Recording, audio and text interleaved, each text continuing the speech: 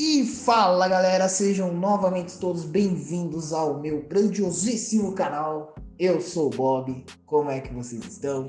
Hoje iremos dar continuidade ao projetinho que estávamos iniciando no vídeo passado, né? A nossa logo para o nosso cliente. No vídeo passado fizemos a blocagem inicial do nosso logo. Fizemos testes, fizemos aí alguns esboços para a gente poder começar entre eles, definir o melhor e começar realmente lapidar e gerar, né, o render final para a gente poder fazer a entrega para o nosso cliente.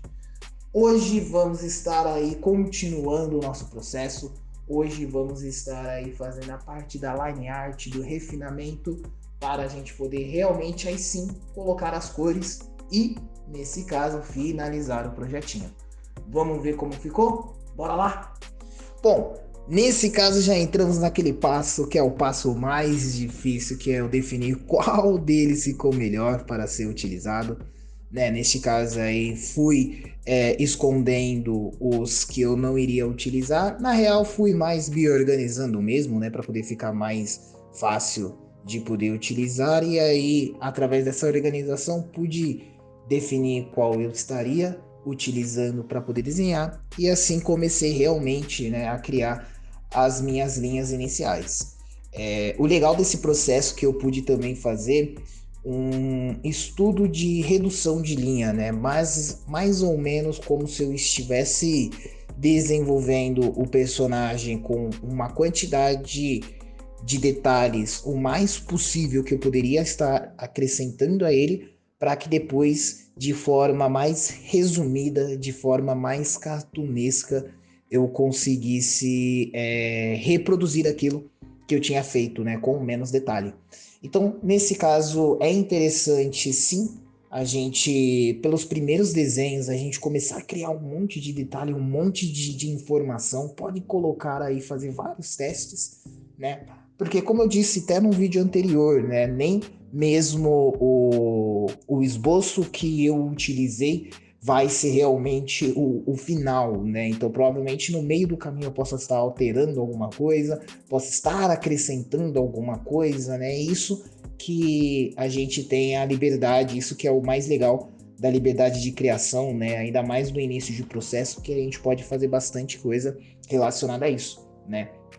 Então, muito interessante eu poder pegar e aplicar todos os conceitos em estudos, desde plano de rosto, desde a criação do personagem, para eu poder sim fazer o meu desenho, né? Porque aí, como vocês podem ver, eu começo a acrescentar bastante detalhe, né? Começo a criar linha de expressão, né? Começo a testar a proporção do personagem, tanto ele de esquerda para direita, né, e vice-versa, que assim eu já começo a ter uma noção mais proporcional do personagem. Aí eu começo a acrescentar os bigodes, né, começo a acrescentar bastante detalhe para eu poder ver como que ele vai ficar, certo? Isso só na parte do rosto, né? Só na parte do rosto eu já começo a fazer bastante info para que eu consiga ter uma noção legal, né, tanto de cabelo, tanto da questão do boné, do chapéu dele, né? Eu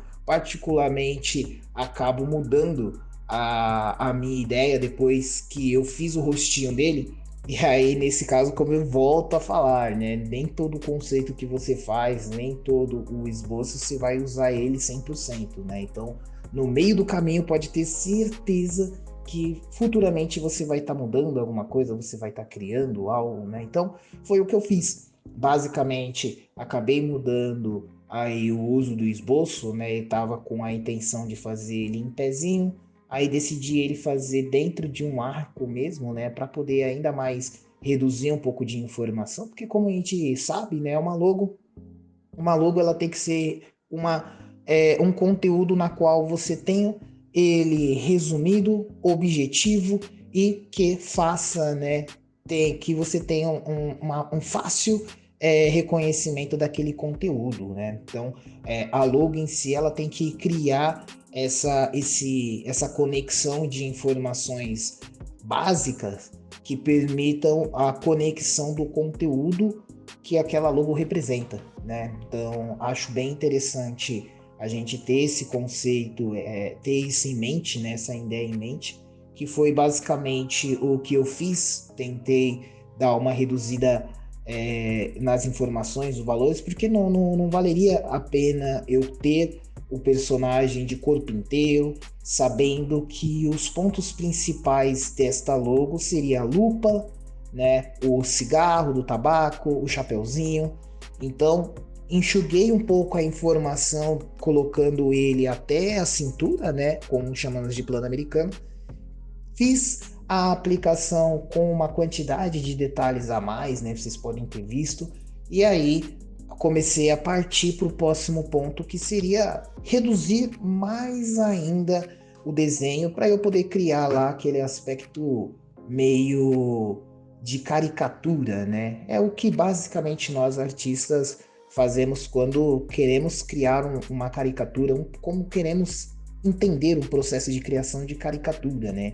É bem interessante fazer um estudo na qual você começa fazendo um desenho bem meio realista do próprio artista, da pessoa, da referência que você está fazendo, e começa a reduzir os traços, né? Então, você puxa de um realista para um semi-realista, e de um semi-realista você já começa a enxugar mais ainda para poder conseguir ter as mesmas características, só que naquela caricatura, né? E foi basicamente que eu acabei fazendo isso. Então, pude, através da minha primeira aplicação, na qual eu coloquei muito detalhe, pude entender melhor, né, a questão do formato do rosto, entender como eu poderia dar essa reduzida de informação, essa exemplificada para que eu pudesse, né, realmente colocar o personagem mais minimalista possível, mais cartoon possível, né? Então fui usando exemplos de personagens como desenhos do próprio Cartoon Network, né? Personagens como Gravity Falls, né? Personagens de diversos outros séries de desenhos animados, né? Ainda mais esses tipos de traço que eu posso estar criando para o personagem focado na minha logo, né? Então eu posso estar criando esse tipo de traço, que aí eu vou só reduzindo o máximo possível. Por exemplo, na questão das mãos, né? Na questão das mãos eu não tenho a necessidade de criar uma anatomia nível realista, né? Porque anatomia cartoon já é o mais resumido possível, né? Então posso simplesmente fazer uma mão bem mais simples do que me matar criando algo bem anatomicamente realista, né? Porque também temos aquele ponto de que a mão ela não é o ponto específico em si da minha composição, né? Mas claro também que eu não posso chutar o balde e fazer uma mão bem zoadona, né? Então, nesse caso, eu já pude ter um resultado bem legal da redução de linhas, né? Como vocês podem estar vendo aqui, já dei uma reduzida bem legal no meu desenho. E aí agora que eu fiz o esboço, eu comecei realmente a partir para o processo da line art, para eu pelo menos enxergar ele de forma pré-finalizada, né? Vamos chamar assim, que aí desse jeito eu já consigo também ter uma noção a mais ainda de como ele ficaria na questão final, antes de eu colocar as cores, né? Porque aí até então, antes de eu colocar as cores, é interessante eu pegar, finalizar o personagem todo, né? Os recursos do próprio software me permitem muita facilidade, a agilidade, né, do meu processo.